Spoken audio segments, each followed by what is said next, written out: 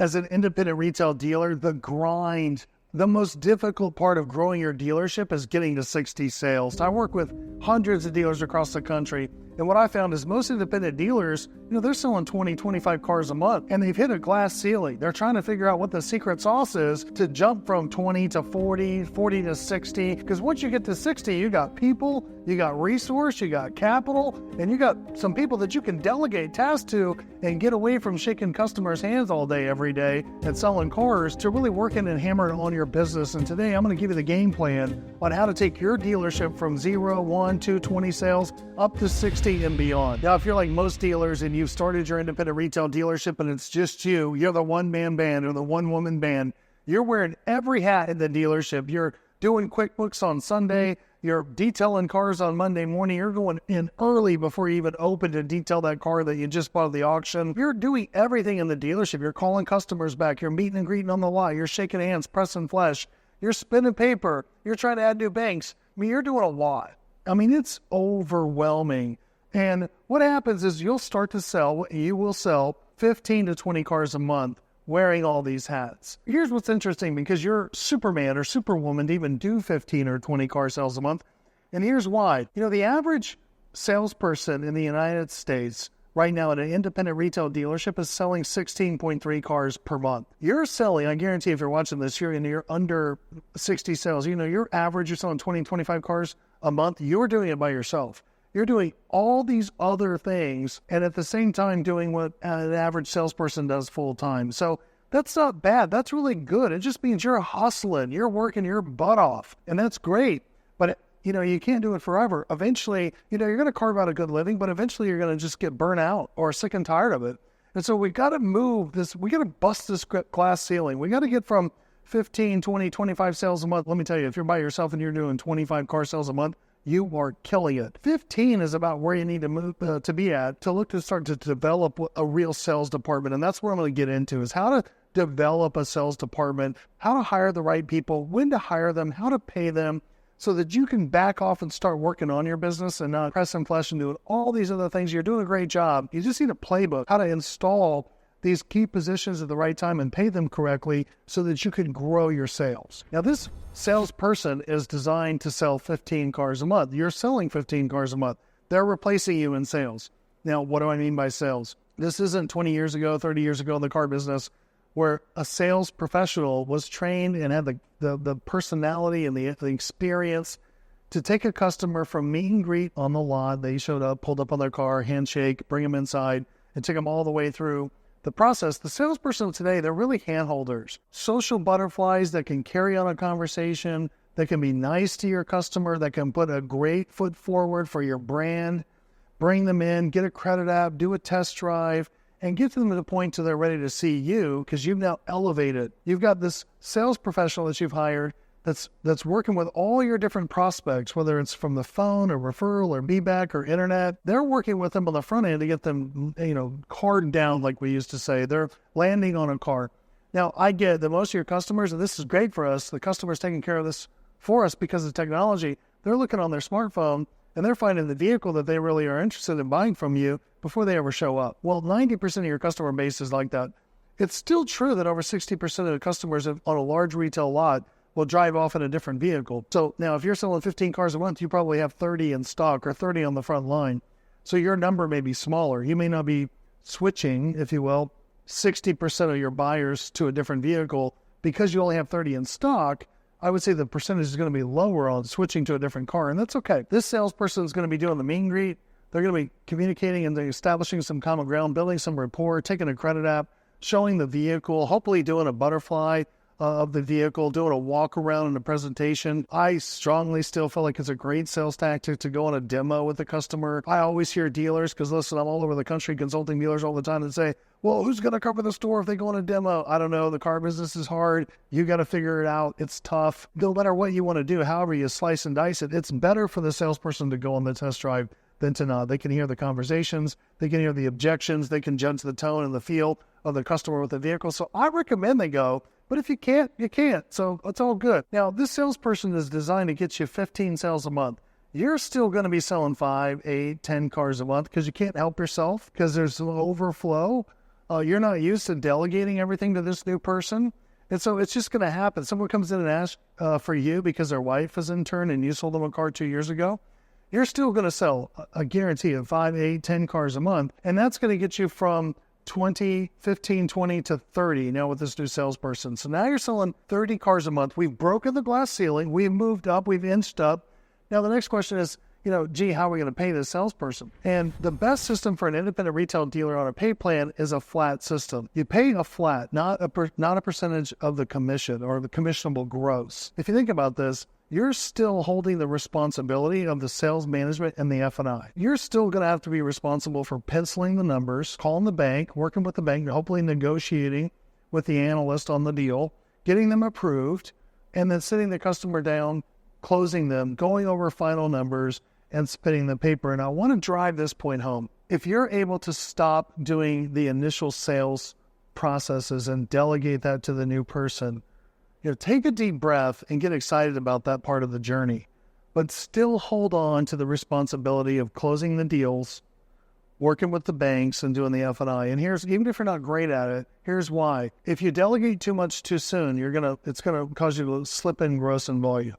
Meaning if you're like, I got a salesperson, they're great, I believe in them, they can do some of the management stuff. They can close their own deals. They can do some of their own F&I. Listen, they're not going to do it like you would do it. And this will get you to 25 sales per month. You're still selling 8 to 10. They're selling their 15. And now you've got one salesperson working for you. Thank goodness you've got some relief, some help. The cavalry's on the way. The salesperson is giving you the room to breathe, to buy more inventory. And then it also lets you hammer out some other areas of your business. For example, you're going to need more lenders besides CSE and Westlake or CPS. These are 2 or 3 lenders that are going to get you started, but the discounts are so heavy, you're going to start needing to get into some regional banks, some local credit unions, maybe look at Cuddle and start expanding your F&I, expanding your indirect lending capability, especially if you're taking checks. If you're taking checks on 25 deals a month and you think you're growing, you're missing $2,000 in net profit per car. But let me tell you, the time that salesperson gives you is for you to expand your portfolio of banks that you're using for indirect lending. It gives you the space, instead of working with a customer on the lot, to call the 800 number and stay on hold for 2 hours and beat up, Capital One or a regional lender all day, every day, so you can get that new lender on board so that you can make more profit. Having the salesperson does a lot for you. Not only does it allow you to sell more cars, but it gives you more time to work on upper level things as you get ready to move now from that 25, 30 space and beyond. A key point on bringing on a salesperson is to pay them correctly to get the production that you want, and you want volume. This is not a person that's probably going to be capable to go through at your dealership and be able to hold gross, negotiate. They're not going to be able to do any of that. You're still going to have to hold that bag. You're still going to be the one responsible for it. And if that's the case, why pay them on commissionable gross? It's better to pay them a flat. The reason why a flat pay plan makes so much sense for the independent dealers is it supports volume. The only way they make more money is if they sell another car. I'd like to give you 2 or 3 different examples or models that I've deployed in different dealerships across the country that have seemed to work very well for promoting volume and really encouraging or catalyzing the salesperson to sell another car. The benchmark is $250 to $350 a car, which means all in with your spiffs and your, hopefully to God you're not doing this, but your hourlies, your salaries. I'm going to talk about getting rid of those in a minute, but with everything pushed all in, all the chips across the table, you're paying no more than $350 a car to your sales professional. Now, here's a couple of ways to do that. Number one, I recommend you do a draw against 100% commission. Stop doing hourly. Stop doing salary. Make it production-based. Now, there's nothing wrong with a 100% commission against a draw, meaning that you're going to pay weekly, bi-weekly, semi-monthly, monthly, some type of a draw in advance, if you will, that is minimum wage or a little bit higher than minimum wage so that they can be paid predictably to pay their bills. And then you just simply do a washout check on the 10th of the next month on their commission. So you've already advanced them, let's say $2,000 a month. They earned $4,000. So you subtract the 2 from the 4, you owe them the remaining difference, which is $2,000 on the 10th. That is a draw against commission. They can still pay their bills. They can still budget. but they're not living on some type of a large salary or hourly pay. I want to promote selling another car. So here's a couple of different models. One would be what I would call the indirect model, where you're incentivizing somebody to help you, assist you in F&I, getting an indirect loan with a indirect lender. This allows the F&I team and supports the F&I team to be able to get the indirect loan so they can sell product. You want to sell your own product, service contracts, gap, ancillaries, preloads, 3-3s. And the way to do that is say, we're going to pay you $250 flat for cash deals, $350 on indirect loans. Now, let me just preface all these three models with whether it's $250 or $300 or $350. You can play with the numbers to fit your own dealership. I mean, you don't have to be exactly with what I'm not picking these numbers and saying this is the exact formula, because different dealerships, different cities, different states across the country have different needs. So I'm just giving you the range, the guardrails, if you will, to stay inside the lines. So $250 to $350 is the range, and some of that can be based on experience. If you have an experienced salesperson, you might pay them a little bit more of a flat. If you have someone brand new and you're going to have to train them from scratch, $250 is a good starting place. So indirect loan. On cash deals, we're going to pay you $250 flat. On an indirect loan or finance deal, we're going to pay a $350 or $300. So you're going to get more if you can get an indirect loan. I promise you the salesperson is going to all of a sudden be super interested if the person is going to do an indirect loan through you versus doing a cash deal. This is going to prevent a systemic problem that's in retail dealerships across the country that are selling 20 to 30 cars a month, and that is giving out the door cash prices so they can run down to their bank, get a draft, come back to you and say, here's your check. That's what you got to do in the beginning to start. When you're in the 0 to 30 space, I know you're doing that. But how do you transition? This is a great supporting step to transition. Now, let's say you're the dealer that's got a salesperson already on staff. You're like, Justin, I've already put up their pay plan and they're already getting commissionable growths. That's okay. You could do a restructure, or you could do it through attrition, which means you can hire the next salesperson and institute this plan and just say, this is the new way we're doing it moving forward.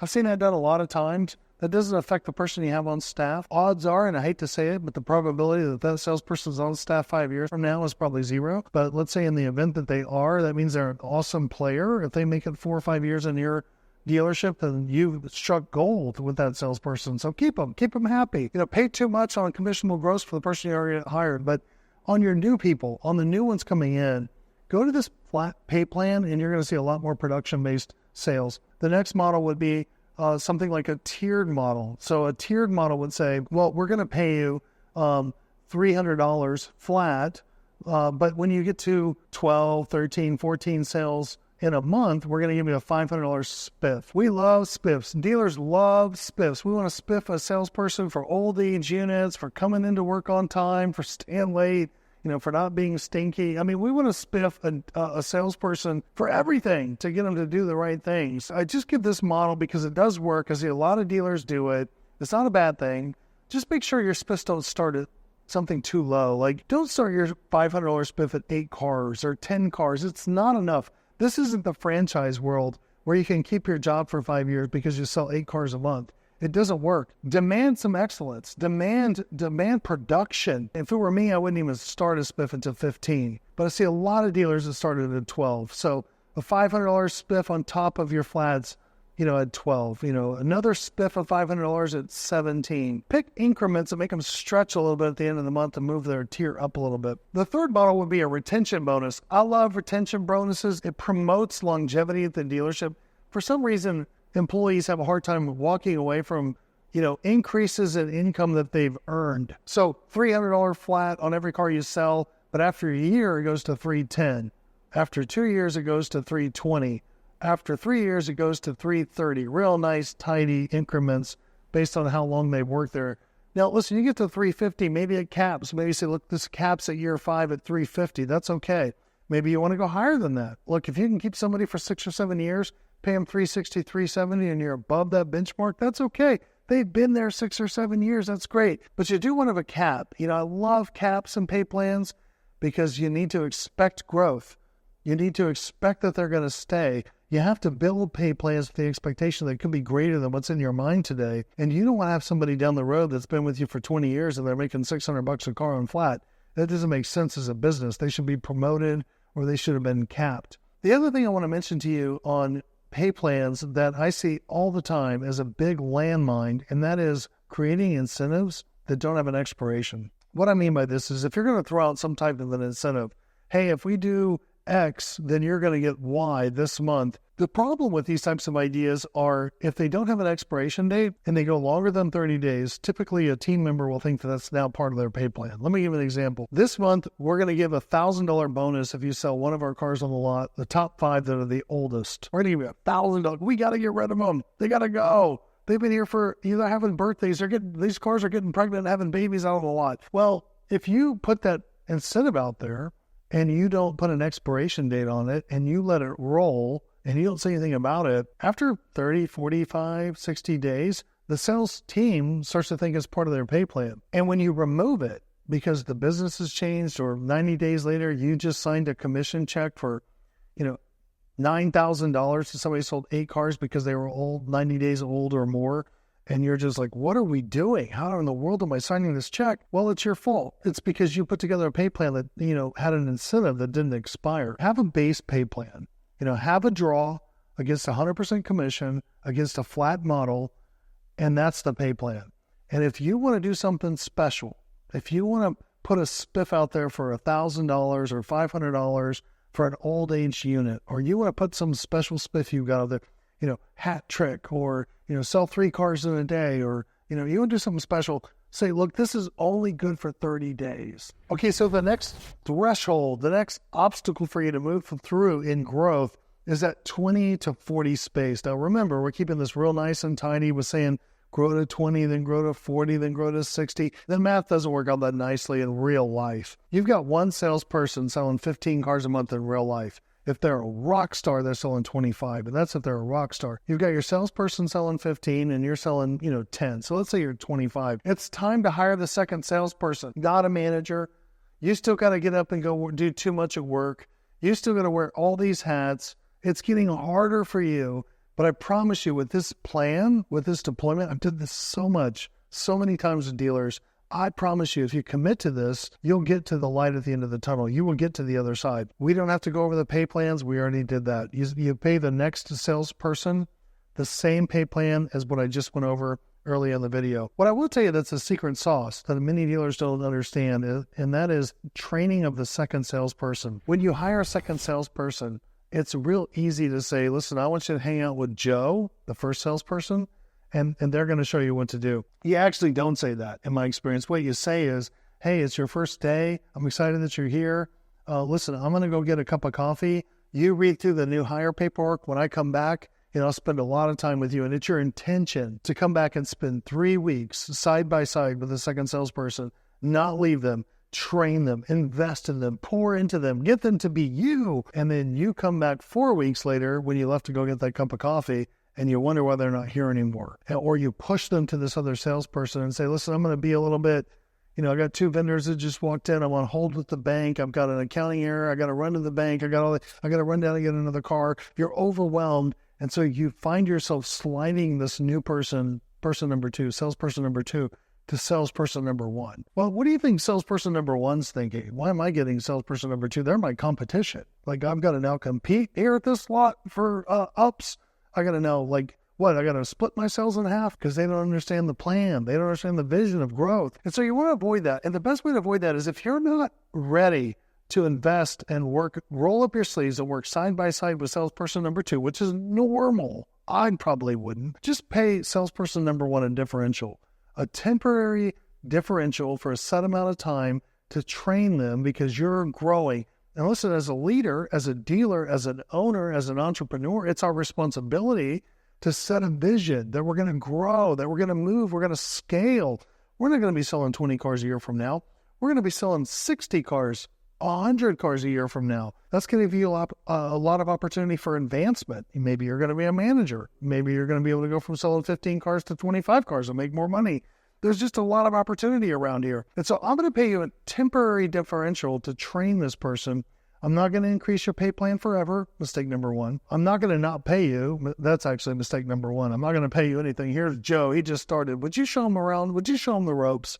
I mean, that's not what salesperson number 1 wants to do. That's mistake number 1. Avoid that just by paying sales number 1 a differential temporarily. Listen, I'm going to pay you for 2 weeks, 3 weeks. I'm going to pay you for 4 weeks, an extra $1,000 a month. That's just a flat, but it goes away in 30 days. But this is going to get you from that 25 sales up to 30 between the two of them minimum, plus your 8 to 10 there, 40. And I'm going to give you an extra 5 just between the two of you. You're going to be at 45, 50 sales now. And when you get to 45, 50 sales, this is the hardest growth place as a dealer. Okay, so you got 2 salespeople hired. Good job. You're going to rinse and repeat. Nothing to belabor here. You're going to hire a third salesperson. You're going to put them on the same flat system. You're going to pay a differential to your best of the 2 salesperson. Now you got options. You can pick which of the first and the second salesperson is the best, quote, trainer. Put them on a temporary differential. Hire the third salesperson. Put them on the same flat program. Now you have 3 salespeople selling a minimum of 15 cars each. That's 45 sales. Now I'm hoping, and this is just the way it's going to work, you're going to have at least one guy or gal that's selling 20, 25. This is going to put your dealership at 45 to 55 sales per month. You're continuing to draw down your involvement of how many cars you're actually meeting and greeting customers, in going through the process, filling in the gaps. Your salesperson hat is starting to fall.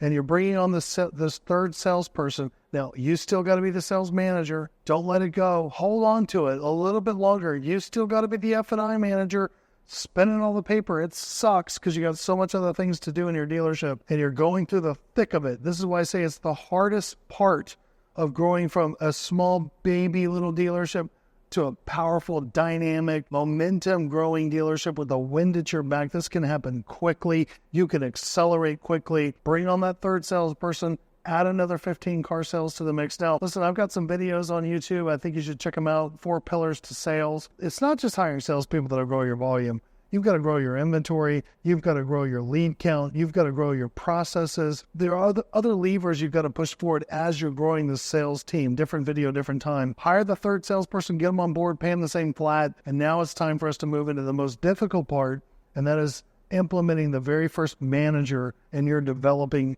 sales department. Now it's time to give you another layer of reprieve from the sales department. This is good because you need to work on your business, not in it. And we're moving you back strategically through this plan. Now, here's the problem you're going to face at this, and this is why this is the most difficult part in growing a sales department. You don't have enough money. You don't have enough capital. But you don't have enough profit. So you've got to really compete for a full-fledged competitive F&I manager. You can't compete against the franchise world with bringing in a rock star F&I manager and paying them the kind of money they need to make to be able to come sit as your dealership and spend 45 to 55 deals a month. They're not going to make enough money. You also don't have enough money and profit to be able to bring in a rock star competitive sales manager. So here's what we've done at so many stores over the years that has just worked it's a secret sauce, pro tip, and that is installing a hybrid, bringing in a rock star that you have wearing 2 hats, sales manager / F&I manager. Now this works if you do 2 things. Here's the 2 pro tips that you need to do if you're gonna do this, and I highly recommend you do this. It's really, I'm telling you, this is the secret sauce. Number 1, you pay them on both pay plans. If somebody in your dealership is going to wear 2 hats, if they're going to do 2 jobs, they should get paid 100% of both pay plans. Now, that seems, aggressive probably in your mind, but you have to realize that your volume is 50%. It's half, maybe a little above half of what they would be doing, what they would be earning if you were doing 100 cars a month, which would be full time. So you can afford it. You can pay somebody somewhere between, on the front end, 5 to 9% of the front end gross and 13% to 16% of the back end gross, and have them take over from you sales management, penciling deals, closing deals. Not sitting behind a desk like I am right now, saying I don't want to talk to anybody. Go out and tell them this. The death nail of management. It's the middle management that kills a dealership. I'm too busy. I'm too important to go out and talk to a customer. You don't want that manager. You need a doer. You need somebody that's motivated, aggressive, that'll go sit down with a customer and close the deal. You need a closer. Somebody that's not afraid of customer contact. Here's the key. A lot of people will say, okay, this is the hardest glass ceiling to break through, that 50, 55 cars a month. Bringing in that F&I / sales manager, paying them on both pay positions. How do you get to 90? How do you go from 50 to 90? It's the simplest part of this whole equation because the wind is at your back. At this point, you just hire the 4th salesperson. Once you get to 70 units, you hire the 5th salesperson. Once you get up to 80 units a month, you need 5 salespeople working for your sales F&I manager. You're removed. Got to buy those units. You probably got 5 screens on your wall. Unless you have a buyer, you're buying 150 to 200 cars a month now. I mean, you're buying cars left and right. You're scouring the country to find vehicles to buy that you can make money on while your sales team is out there doing the do and producing. This sales management F&I job, remember, it's a 100% commission job. Maybe you're paying $6,000, $7,000, $8,000 a month on a draw against, on the 10th of the following month, a washout check on that 5 to 9% plus 13 to 16%. The death nail, the biggest way to support weak middle management is to hire somebody on a salary. I'm going to pay them $3,000 or $4,000, $5,000 salary plus. What a mistake. It's, look, I make money, you make money, we all make money when we thrive and when we grow. Go for that 40 to 60 space. It's the most difficult grind. It is grinding it out because, you're still working with the new managers. You're still working with the 3 or 4 salespeople. You're all up in the mix. But you have to remember, what's the difference between you waking up every day right now, trying to figure out how you're going to sell 20 cars a month? Like, you're stressed over it. Like, how am I going to sell? We're at 10 and it's the 20th of the month. Am I going to make my 15, 20 grand this month so me and my family can, survive on our bills? What's the difference between you and the dealer down the road that's a half a mile down the road that sold 20 cars on the first Saturday of the month? And they're trying to figure out how in the world they're going to sell. Are we going to sell 350 this month? Is it going to be a rough month? Is it going to be a rough month? Oh my God, I'm stressed out how we're going to make payroll. Are we going to really sell 350 cars this month? You're trying to sell 20. Like, you're really stressed out because you're at 15. Like, what's the difference? They weren't stamped on the bottom of the foot at birth saying that you're going to be a high volume dealer and you weren't. What's the difference? The difference is, one, they have the cars, and when they've been able to develop a playbook and a plan and a strategy and a vision that works them through that first 100 car sales a month. And that's the hardest. So you got to grind through this 40 to 60 space. Once you get to 60, 70 cars and you have this F&I/salesperson installed, you can start to pull back. You can start to hammer on the business and not be working in the business every day. You're not closing deals anymore. You're chiseling on your business. Maybe you're in a 20 group, smart group. Working on bigger picture, different conversations, how to scale, how to build BDCs, robust accounting departments, real service departments. That's where your mind will shift. And it's really interesting to see the difference between the mentality of a dealer that's average in America, selling 20 to 30 cars a month, stressing on how to get there, versus a dealer that's got all this human capital. Think about it. All this human capital, all this resource, all this cash flow, where it's going to be okay. You can make payroll. We can figure out how to go from 100 to 200 without losing sleep at night. And that's where you want to be. And by using a plan like this, it's going to get you there. Now, if you hire the right person, this sales manager / F&I hybrid person is going to get you to 85, 90 sales a month. That's enough to respectively move them into one position or the other. So you can competitively bring in the other. You can bring in the sales manager or the F&I manager. Now you've got 2 people, 2 managers, 2 rock stars. Now, a lot of times dealers will say, well, like, should the F&I manager work for the sales manager at this point? I don't know. It depends on your culture. It depends on your dealership. I would say most of the time it's better to have them both working for you as the owner and develop them and move on past 100. Let's go. Like, the winds that are back. Let's not stop. How hard is it to get to 200? Not that hard. Not as hard as it was to get here. But now you got both these guys, an F&I manager and a sales manager. They're both making strong 6-figure incomes. You can afford them. You can pay them. You're not working customer contact anymore. You got these rock stars in place handling both the front and the back. You're good to go. And it's time to scale that department more and beyond this video. But I will tell you this. I want to keep going. I'm not going to stop. Let's get to 200. And if we're at 200, that means we're doing 3 F&I managers working for you, 2 or 3 sales managers. Maybe we start to implement a desker. This is all advanced. But at that point, we're doing so much volume, we're going to need to install a GSM. And I would say at that point, it makes great sense to install a GSM. And this is where you can Heisman Trophy the whole sales department and say, I've done my deal. I'm going to 100% focus on the other areas of my business, because the GSM is going to then take control of the whole thing. Not a general manager. Let me tell you something about a general manager. I hear so many dealerships across the country that want to put in a GM when they're selling 20, 30, 40, 50 cars a month. Don't confuse a general sales manager with a general manager. We're talking about developing a sales department, and it ends at a general sales manager with multiple sales managers, multiple F&I managers, perhaps an F&I director. I'm talking big, and maybe some deskers. But at that point, there's no general manager. There's only a GSM, and that GSM works for you. Look, you can make $250,000 if you want to, selling 40 cars a month, or you can become a multi-millionaire selling hundreds of cars a month. But until you break that glass ceiling of the 60 cars a month, this hard grind that I'm talking about between this 40 and 60, you got to push through that. Those are the dealers I want to talk to. Those are the winners that are going to go on and go over 100 and beyond. You want to be a mega dealer, you got to break through this glass ceiling of 50 cars a month. I wish I could give you something like that. It was really complicated. It was really hard.